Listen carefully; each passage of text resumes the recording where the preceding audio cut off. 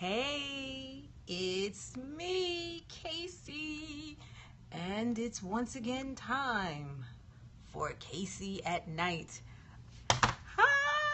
Hey, so happy to see you. So happy that you're here with me yet again for another another naughty bedtime story. So, let me welcome you all to my show tonight. For those of you who are here for the first time, thank you so much for joining me. I appreciate that. For those of you who join me every week, thank you again for putting me in your schedule. I appreciate it because, I just get a big kick out of sitting here and doing this with you all. So I'm just trying to rearrange some things here a little bit so I can get a good look at the screen while I'm talking to you, because as I say frequently, this is a one-woman production. I'm the writer, the producer. Hey, Lorenzo. I'm the writer, the producer, the director. I'm the cameraman. I do the lights. I do the set, the hair, the makeup, the costumes. I got to do it all, okay? Because I got to do it all. So, hey, Bimbo Charlotte, I haven't seen you in a minute, or maybe I just wasn't looking when your name popped up on the screen. Thanks so much for joining me. Appreciate it. So, let me begin. I've already thanked you for joining me today. I want to thank Reed James, author Reed James, who last week, wait, hold on a second here. Thank you, Charlotte. I appreciate that. So last week, Reed James, who was also NL Publications, brought us my first Fuda massage. So again, Reed James, NL Publications on Twitter, and my first Fuda massage. Now, for those of you who have no idea what Fuda is, let me help you out here, because I didn't know what it was when I first read one of Reed's stories, and I had to look that sucker up because I'm like, wait, what? So Fuda is short for Futanari, and I got this definition from the Urban Dictionary, not because I couldn't find anything anywhere else, but because I couldn't find anything anywhere else. But it's accurate. So Futanari, also known as Fuda for short, is Japanese for hermaphrodite, or having the genitalia from both genders. The vagina is is out of order. Commonly found in hentai anime porn. Futanari usually depict women with excessively large male genitalia, ejaculating massive amounts of semen, anywhere from pints to gallons. Now, if you read some of Reed's stories, you'll get a very descriptive scene with exactly what that looks like, or what it must look like as he describes it. And it says the vagina is usually located behind the penis, and they may or may not have scrotum. So I know some of you are sitting here who weren't here last week for the story, who don't know Reed, who don't know Fuda. You're going, wait, what? Yeah, I know. It initially caught me off guard, but I was so fascinated that I kept reading his Fuda stories. I'm telling you, it's not so much that you have to be into that. He just writes a good story. All my friends write good stories. But what fascinated me, hey Lola, what fascinated me is that he wrote a story about something I had absolutely no interest in, and yet I was interested in reading. Love that. Love that, love that, love that.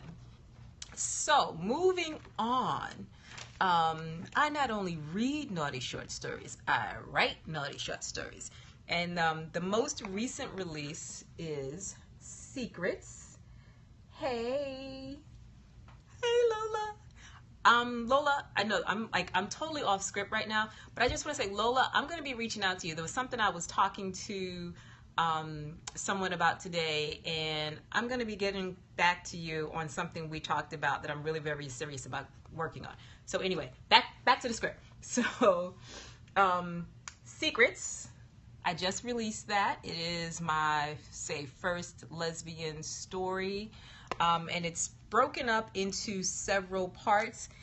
Hey, Kirsten. This is one of those nights where I'm actually looking at the screen and I'm like trying to catch folks because I don't always catch folks. So anyway, Secrets, available on Amazon, Smashword,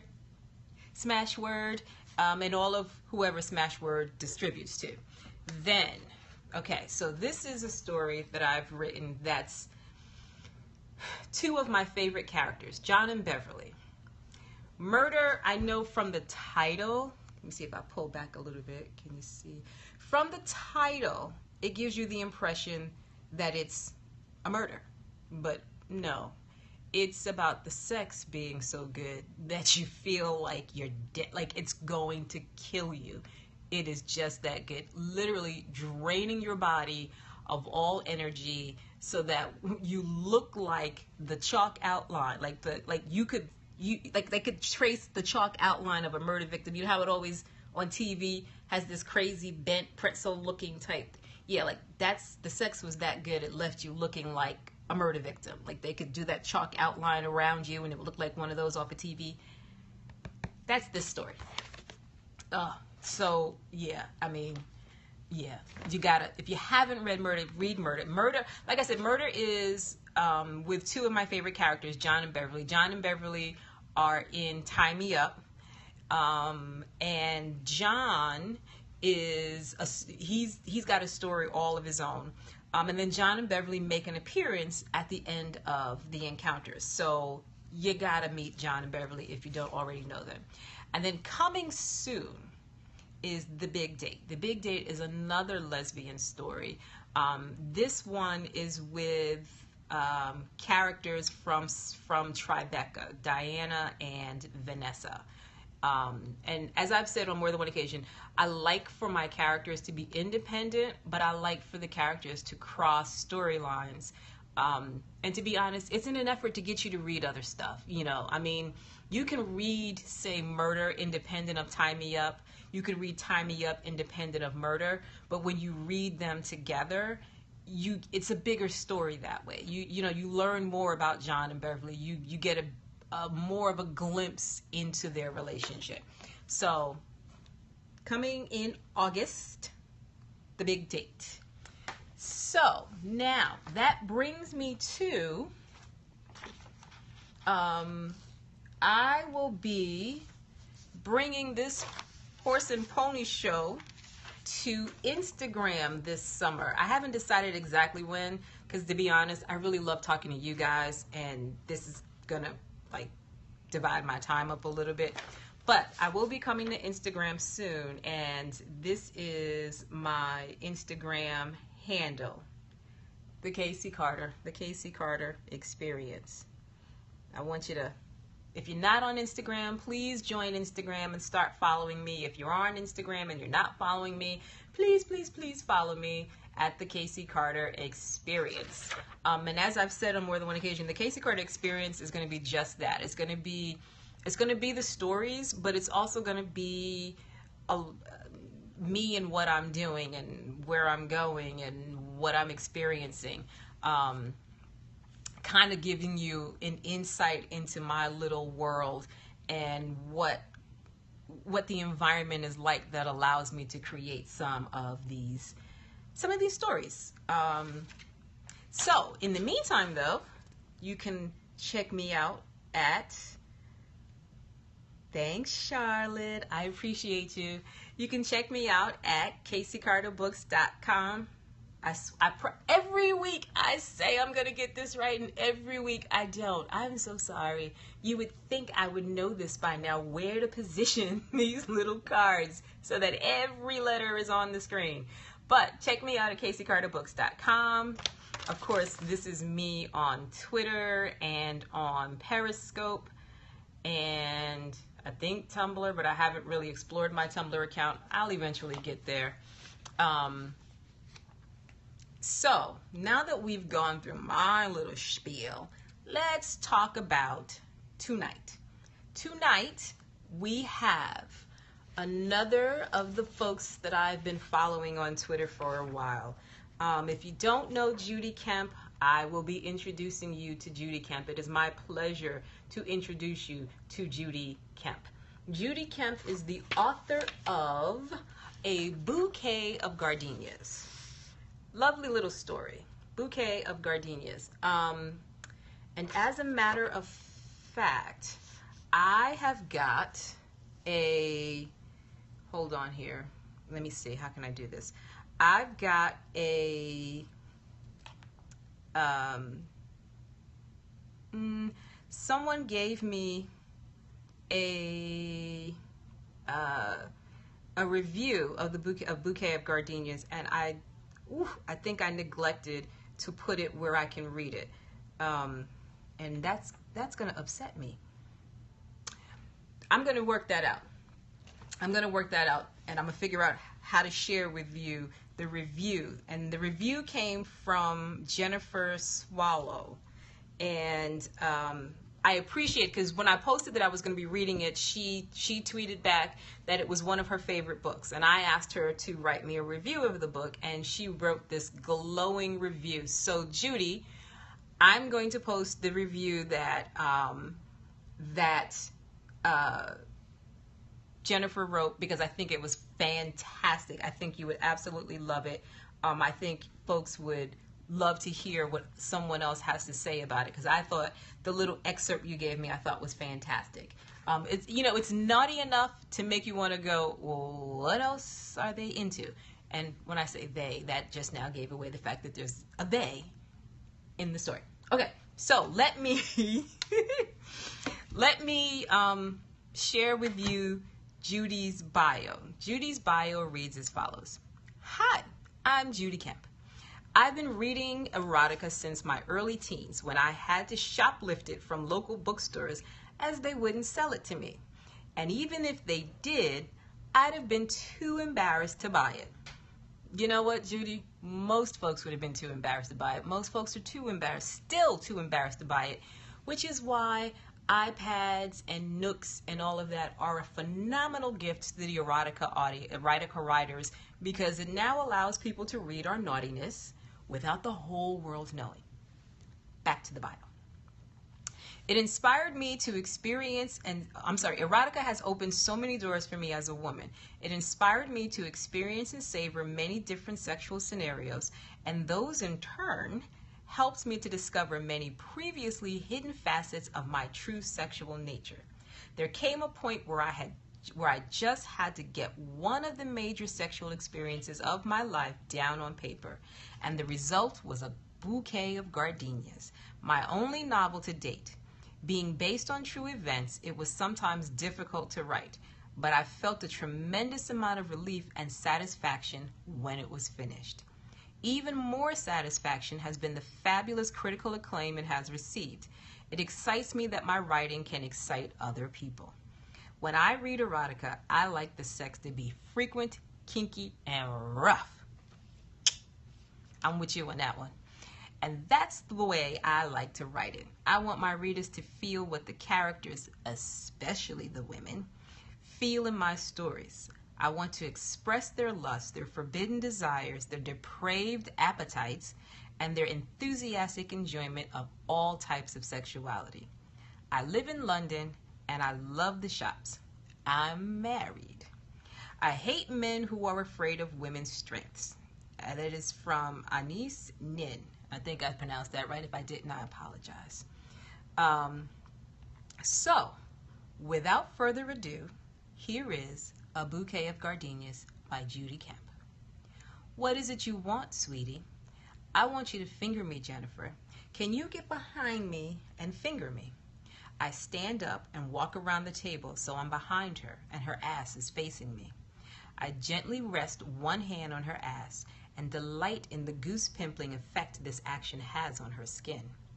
I gently rub her cunt with one of the fingers of my other hand. I was right. She is soaking. But then so am I. Steve can't take his eyes off us.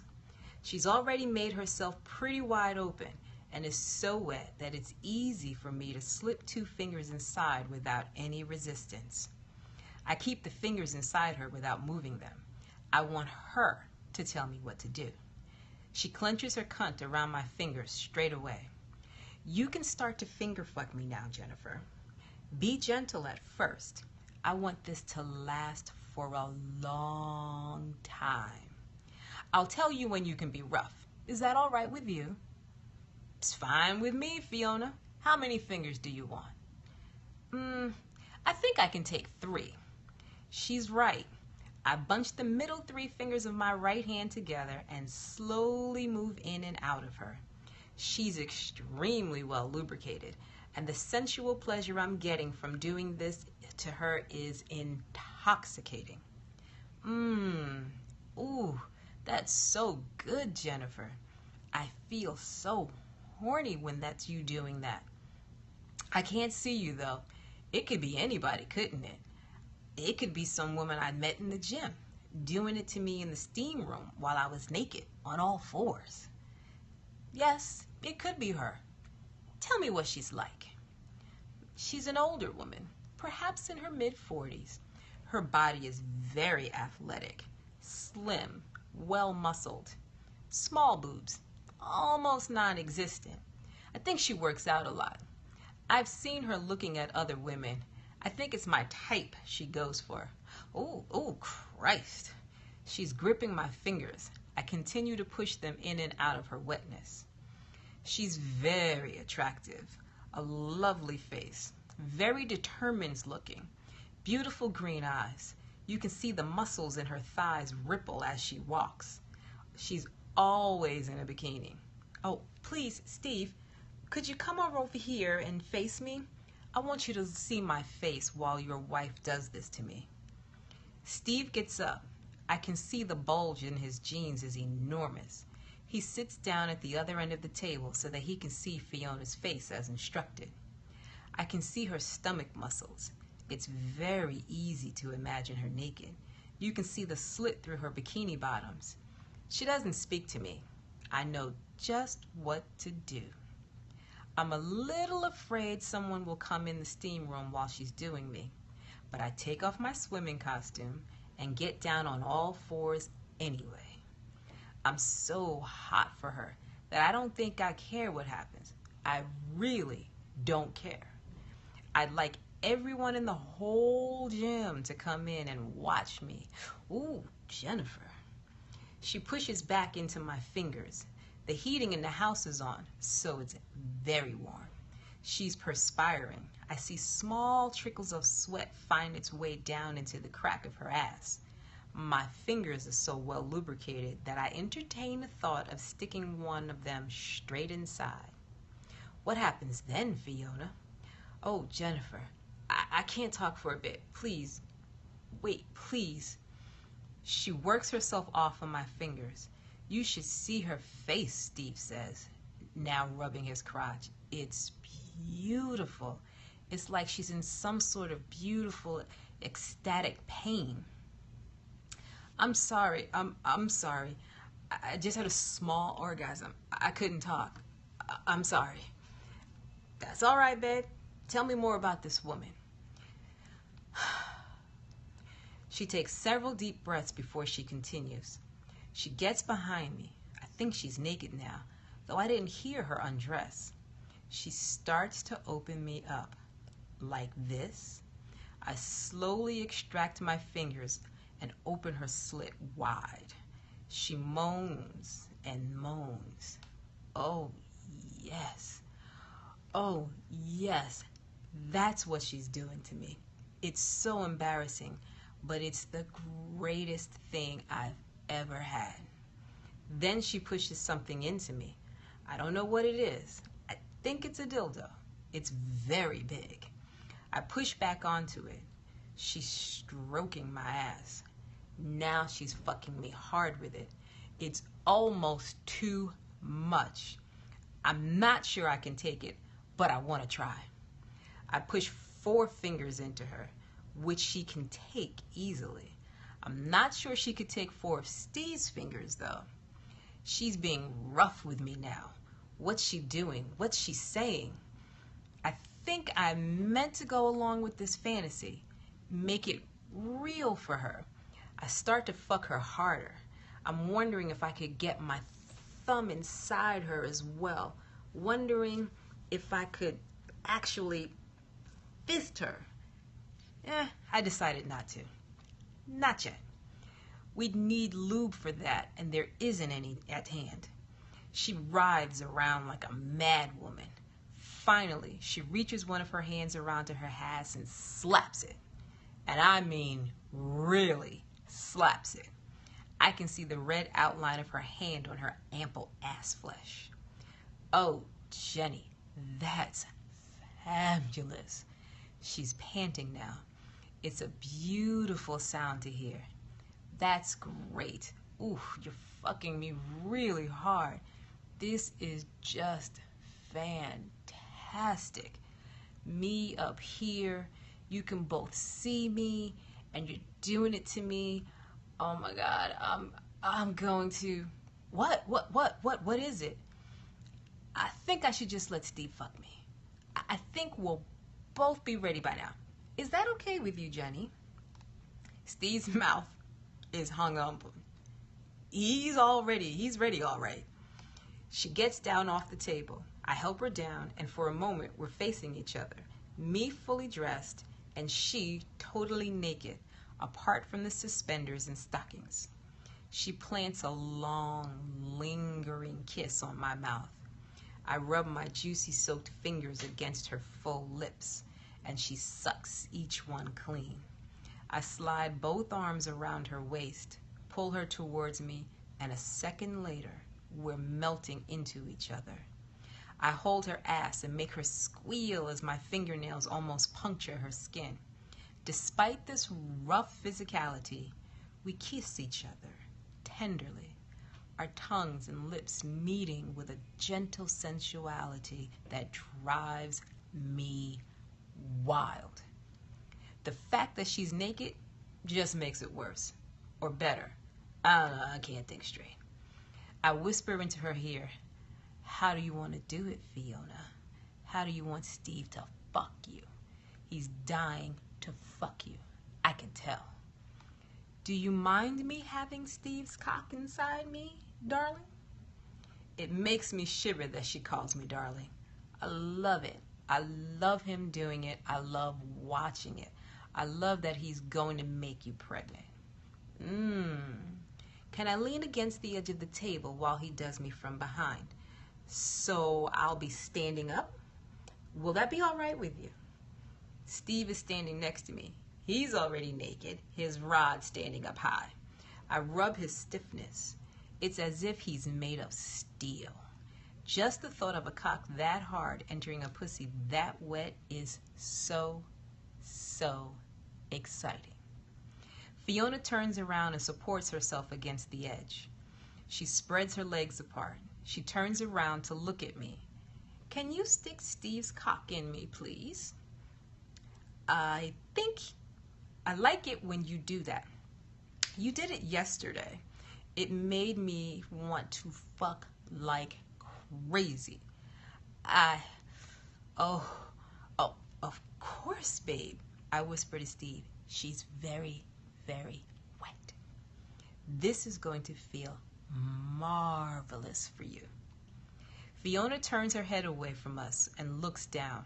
I've never done it like this. Standing up, I mean. I've read that it's very deep penetration. Is that right? Being fucked from behind when you're standing up? I stroke Steve's erection and rub her wet lips with the end, making her gasp. I can feel Steve's pulse as I grip him hard. I dig my fingernails in him and he gasps. Because she's short, he has to bend his legs slightly. I should have got her a pair of my 5-inch heels to wear. Too late now. Yes, it will be very deep. I think this will be a good position for conception. I'm not sure she's hearing this.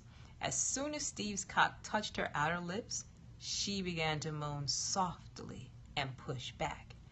I let his cock go, and he plunges deep, really deep inside her. Her face is on the table, and her arms are spread out. She yelps. It's high-pitched. Oh, yes. Oh, my God. So big. With each stroke, she grunts with pleasure. It's a really deep sound. Doesn't seem like it's coming out of her mouth. I stroke her bottom as Steve screws her. He holds onto her hips to keep her in place and to make sure he's fucking her as deeply as possible.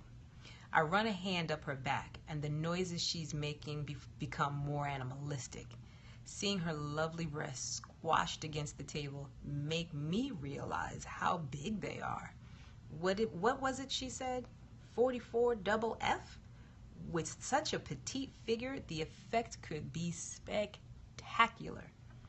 Steve has been hard for so long that I don't think he's gonna last very long.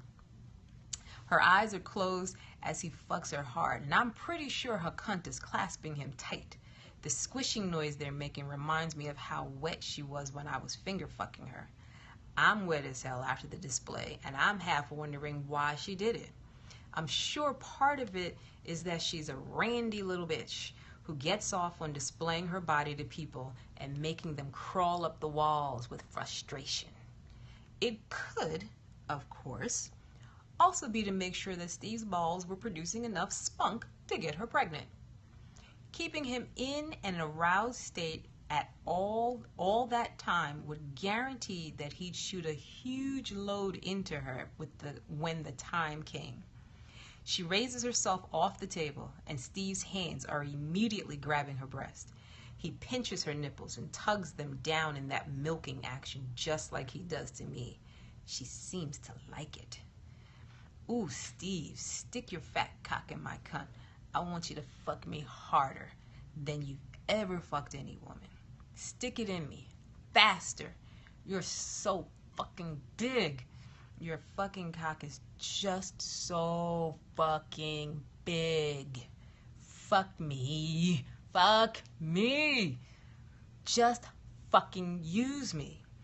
Her hair is stuck to her face with sweat. Her ass, though very firm, is wobbling with Steve's exertions.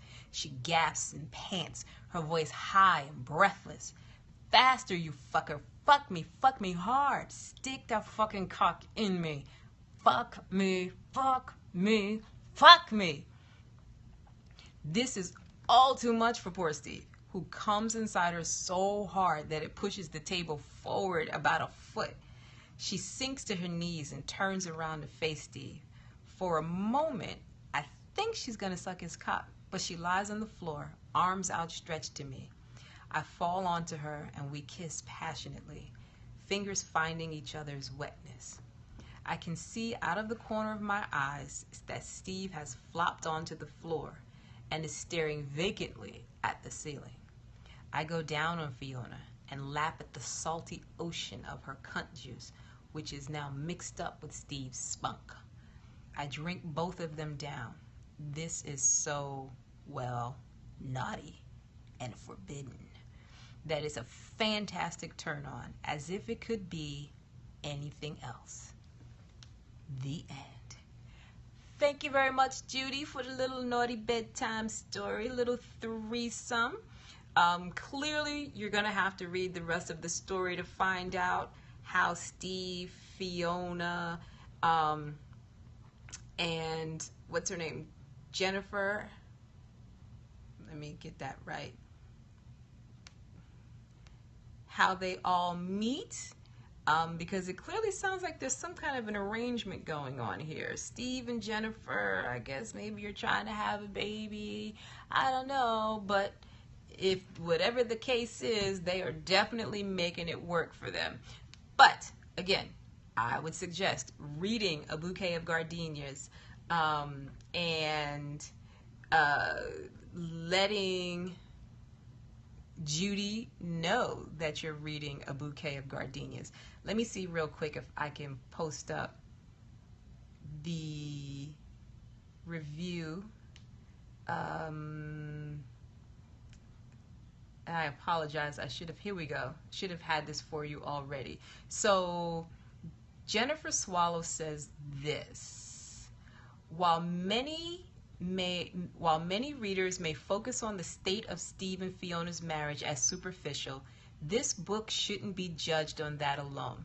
Accept it for what it is. a sexy, kinky story between three people with overwhelming sexual desires. Fiona's exploration of her sexual boundaries, something that has been completely neglected by her. Your sexual needs shouldn't be solely left up to your partner alone. I feel everyone should explore more what makes them feel good, what's pleasurable for them. That being said, this book achieves that and more. Then there's the sex scenes in this book. They're exceptional. They're straightforward and well written and very good, and a very good read so far. Because Jennifer actually has not finished reading the story. So this is her thus far opinion of the book, and Judy, she loves it. I hope you got that from what I read. And Jennifer, thank you again for sharing that review of Judy's story for me. So I want to again thank the lovely Judy Kemp for letting me read her story tonight, A Bouquet of Gardenias. This is Judy on Twitter. You can find her on Amazon. And I will be posting a tweet with her link, her buy link. And coming up next week, dun, dun, dun, dun, is Ms. Amber Sky. Amber Sky. And Amber's story is called Crack of Dawn. So can I just say, I love that title, because being the erotica writer that I am, I read the title Crack of Dawn and I immediately thought the crack of dawn's ass. Hopefully so did you. But anyway, next week, Amber Sky, Crack of Dawn. And I want to give a special shout out to Amber because she is down here in Georgia with me in the Atlanta area. So all you folks in Atlanta, I expect you to join me next week for Amber Sky, Crack of Dawn. And again, I want you to find your way to Amazon. Pick up Secrets. Woo-hoo. Available on Amazon, Smashwords. Great story. It's the start of a 3-part series. Two ladies who just happened to meet while at work, and that instant chemistry, that instant connection. You ever felt that with someone where you meet them for the first time and you're like, ooh, yes. That is Cassandra and Erica. Immediate chemistry, to the extent that they had to see each other again later that night. And from there, the story begins, where their romance gets hot and heavy. And in this first installment, it's just that. It's the building of this sweet and gentle romance between these two ladies. In the second installment, we'll find out that there's a dark shadow in both their pasts that neither one of them is necessarily hiding, but isn't as inclined to bring that to the forefront just yet. So the question is, can your past make its way to the present to affect your future? Read Secrets to find out. So now, here again, murder with two of my favorite characters. And I'm going to tell you right now, if you've never had sex to the extent,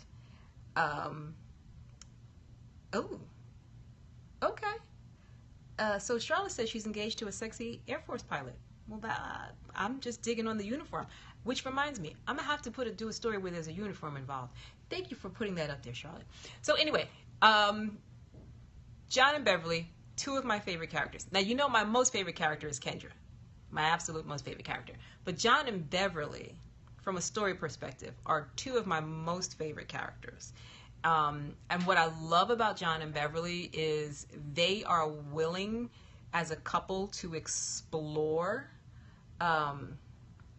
They're willing to explore the freedom of their sexuality, of whatever it is they like, whatever it is they want to try, and it's spontaneous. What's great about Tie Me Up is in Murder, they meet for the first time. In Tie Me Up, they take it up a notch. And what's great in Tie Me Up is that it's spontaneous. It's a, hey, I want to try something. I want to try something different. And there's, they don't waste time saying, well, let's go to the toy store, let's go to the adult store, let's do the, nope. John has such a creative mind. He goes right into the kitchen, picks up a few items, and it's on.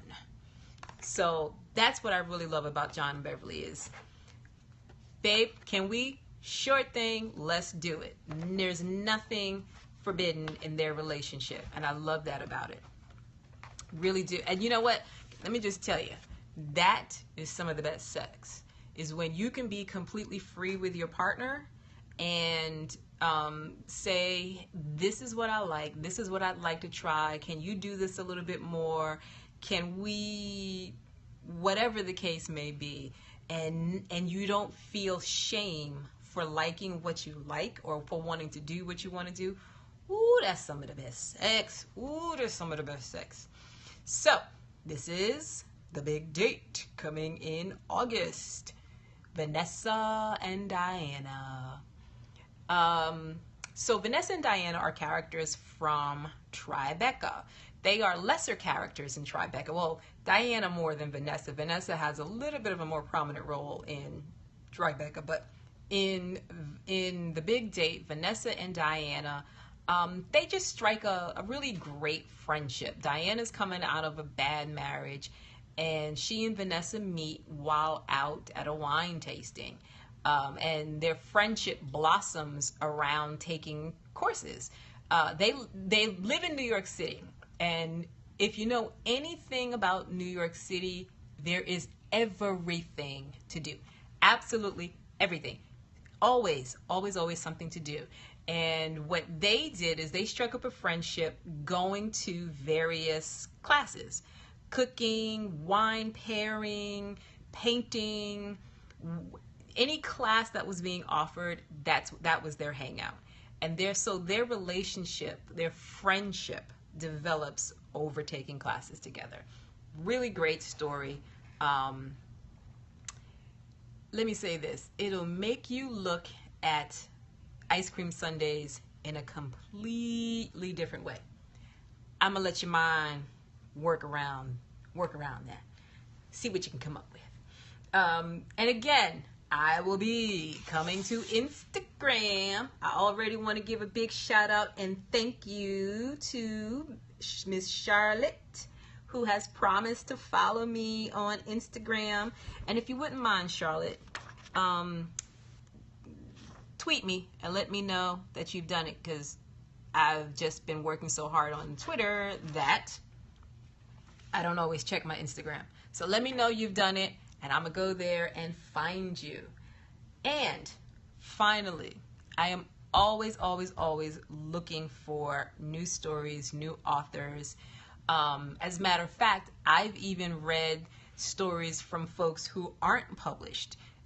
It's a good opportunity for you, the writer, to hear what your story sounds like, to kind of get some feedback on whether or not the audience is enjoying your story. It's kind of utilizing the concept of a beta reader. So by letting me read an excerpt of your story, sharing it with the potentially 15,000+ followers that I have, you can get some honest and positive and immediate feedback for free.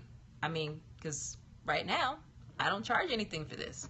So it's a great way for you to even hear what your own words sound like, and if it's the story you want to tell. Because I was sharing with met author Lola White, someone whose story I read a while back, the Gargum Levi, which love that story. Love that story. can I just say, love that story. If you've seen the cover of that book, and Lola, if you wouldn't mind tweeting your cover, if you're still here, I love the image of this heavily tatted man. And when you start reading the story, or at least like the excerpt that Lola gave me, you kind of say, wait, we're church, all them tattoos. It's like it creates this image in your mind like, ooh, this is going to be interesting. And the little tidbit that she gave me to share, most definitely interesting. So that's a big shout out to Lola. Oh my God, I just lost my train of thought. Give me a second here. So, anyway, I will be looking for you, looking for stories to read, looking for opportunities to maybe introduce a writer who hasn't who hasn't done anything yet, who isn't sure they're ready, is a little anxious, a little nervous or whatever. Guess what? We all at some point are nervous about this. Like, can I just, okay, let me be honest. I'm gonna give you a secret. I spend the 15 minutes before the show calming my nerves. No lie.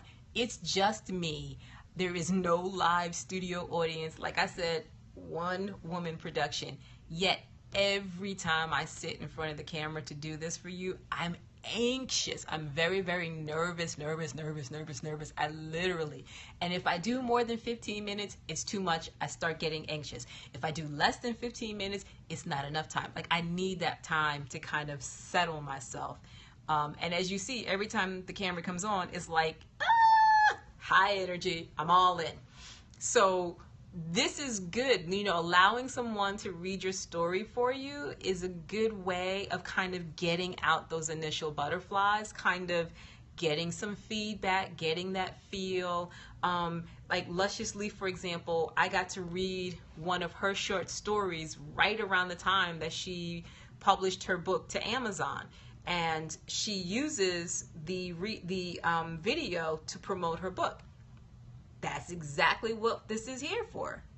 That's why I do this, because I want to broaden the market for other erotic writers. It's very, very tight, very, very small. If you notice, who else amongst the erotic industry has had the level of success that 50 Shades has? Right, exactly. So if we plan to kind of not necessarily go mainstream, but get ourselves more exposure, this is what we're going to have to do. We're going to have to not be afraid to share our stuff, to share our words, to share our stories, and to kind of do it like this. So, that being said, I am more than open to reading. I will probably track you down to find stories. I'm always checking my timeline, always reading little snippets from people that I come across on my timeline. So if I don't get to you, you are more than welcome to get to me. But I am looking for you, and I will find you. So again, I want to thank Judy. I want to thank Charlotte. I want to thank Lola because I saw your name. I want to thank Kirsten because I saw your name. I want to thank Lorenzo. I saw your name. If I didn't see your name, I'm thanking you anyway, because at some point when I watch the video, I'm going to see it pop up on the screen. So I don't want you to feel like, oh, you didn't say my name. I didn't catch your name at the time, but trust me, I'm thanking you for showing up tonight. So once again, and as always, I want to thank you for joining me. I look forward to seeing you next week.